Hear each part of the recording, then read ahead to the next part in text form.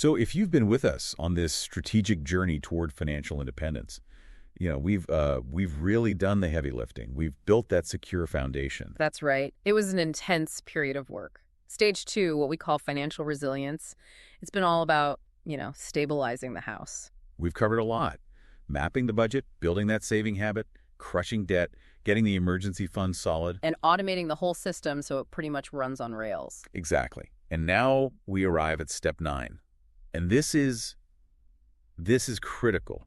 Risk management and protection. This isn't just another box to check. No, not at all. This is the structural reinforcement. It's what locks in all the resilience you just built. It lets you actually keep the progress you fought so hard for. And before we really dive in, let's quickly set the stage for anyone who might be new to this framework. Good idea. The strategy we're analyzing here is the 3-stage strategy for building financial independence. It was originated by Tamir Khaham. Right. And his work really emphasizes that true freedom isn't just about growing fast. It's about architectural design. It's about stability. And as we close out stage 2, we have to talk about identity. It's mandatory. Everything we discussed today has to be seen through the lens of the asset owner. Okay, the asset owner. So what does that mean in this context? An asset owner doesn't just manage monthly bills. Their core responsibility, their main job, is to secure and protect the entire economic system they're building. So it's a much bigger picture view. Much bigger. Think of it this way. You have spent months, maybe years, building your wealth. You have cash flow, your net worth is growing, you have a safety net. Yeah. The asset owner recognizes that a single unmanaged risk can just erase decades of that disciplined work. Protection is the engineering solution to preserve that freedom you've won. This tension, the constant threat to your progress, is captured perfectly in a quote from the source material that we have to use. It explains exactly why this step is so important. It really does. It's the core of the whole thing. You build, save, invest, and move forward. And then one risk materializes and erases years of work. Not because your strategy was wrong, but because you didn't protect what you had already built. Financial independence is not only about growth, it is also about protection. And that quote, that's the ultimate justification for this deep dive. Tamir Khaham's background as a systems engineer really comes through there. You can really see it. Yeah. He understands that the more complex and valuable your system becomes, the more assets you get, the more cash flow you generate, the more fragile it gets if it's not protected. It's like the law of unintended consequences, but for your finances. We spend 99% of our energy trying to optimize growth. And we forget that the system we're optimizing is inherently vulnerable. It's open to external shocks. Exactly. Progress is fragile. And the key realization for the asset owner, the big shift, is in how you see probability. If we go back to that identity difference, a survivor waits for a disaster and then just scrambles. They react. But an asset owner anticipates. They prepare.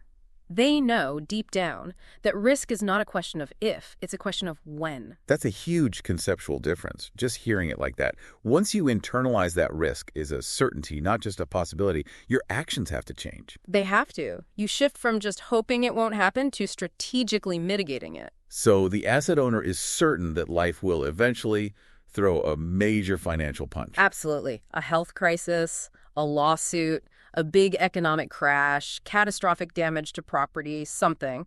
And if you choose to ignore that certainty, well, the sources are pretty blunt about what that is. It's not optimism, is it? No, it's not. Ignoring risk is not optimism, it is negligence. And negligence is the exact opposite of ownership. So the whole point of step 9 is just to reduce the damage. Yeah. So that when the inevitable happens, the system bends, but it doesn't break. And it doesn't force you back into dependence. Yeah. Or back into debt. I wonder, though, doesn't this focus on defense, on protection, become kind of a drag? Doesn't spending time and money on it slow down the move into stage 3, the exciting part, the growth stage? That's a critical question, and it gets to the core philosophy here. Protection, in this context, isn't driven by fear. Okay. It's driven by responsibility. And responsibility, maybe paradoxically, is what enables aggressive growth. All right, let's unpack that. How does being responsible, how does protection actually enable growth? Okay, think of it like this. If you are always looking over your shoulder, terrified that one lawsuit or one illness is going to wipe you out, You'll be timid. You'll hoard your capital.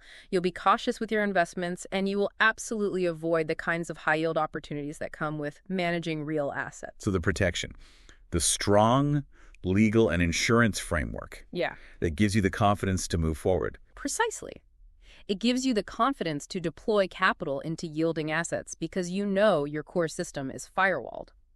You weatherproof the house before you start building the new income-producing wing. That reframes it completely. Protection becomes this ultimate strategic tool. It's like the permission slip to finally go on offense. That's it, exactly. And the source material breaks down this defense into 4 critical areas, the 4 pillars that the asset owner has to secure before they can really accelerate growth. And if one of these pillars collapses... the whole structure of your independence is threatened. Okay, this is where it gets really interesting. Let's spend some time on each of these 4 pillars. Let's define their strategic function. The first pillar is maybe the most obvious, but it's often the one that's most poorly managed. It's personal risks. This is about the people, right? The people maintaining the system. Correct. The single greatest asset in your system is the ability of the owner, or the key income earner, to generate, manage, and sustain the financial engine. So personal risks threaten the continuity of that engine.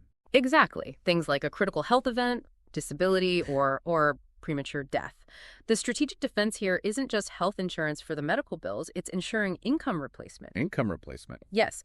If the asset owner can't work or manage their system for a long time, the cash flow still has to continue. So we're talking about things like long-term disability and life insurance to protect the system's value for any dependents. So you're not just ensuring a person's existence, you're ensuring the flow of capital that the person generates. That is the perfect way to put it. It's a strategic calculation, which leads to the second pillar.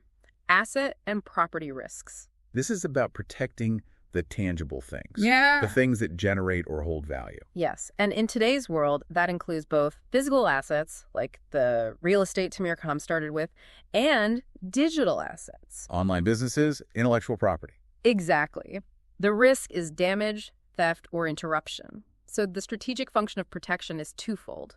You insure against the replacement cost of the asset, of course, but you also secure against the loss of cash flow if that asset can't function. So if your rental property burns down, you don't just need the money to rebuild it. You also need the rent income replacement until it's done. If your digital platform gets hacked, your defense has to account for that lost cash flow. That makes the protection mechanisms much more integrated into the whole financial model. You're not just insuring a thing, you're insuring its capacity to generate your freedom. Which brings us to the third pillar. And this one is often the most daunting. It's legal and liability risks. Yeah, for anyone building wealth, liability can be an existential threat. One big lawsuit can just wipe out years of disciplined work. This is where the asset owner really has to think like a fortress architect. The threat is anything that can expose your entire net worth to seizure. So what's the defense? The strategic defense here is layered protection. We're talking conceptually about firewalling assets, using entity structures to separate your personal wealth from your business risks. And then insurance on top of that. And then layering on robust general liability and, critically, umbrella liability coverage. Your standard home or auto policy only covers so much. An umbrella policy protects the entire net worth that sits above those limits. So strategic legal planning isn't really about avoiding taxes. It's about building a structure that minimizes your exposure to a catastrophic loss. Precisely. It's the shield. And that brings us to the fourth and final pillar, which is often neglected because people think their emergency fund covers it. Cash flow risks. We spent all of stage 2 stabilizing that crucial income stream. Because the very definition of financial independence is the steady cash flow that pays for your freedom. Cash flow risks are disruptions to that income that are too big or last too long for the emergency fund to handle alone. So a severe economic downturn, an industry collapsing. Or prolonged job loss that goes way beyond 6 or 12 months.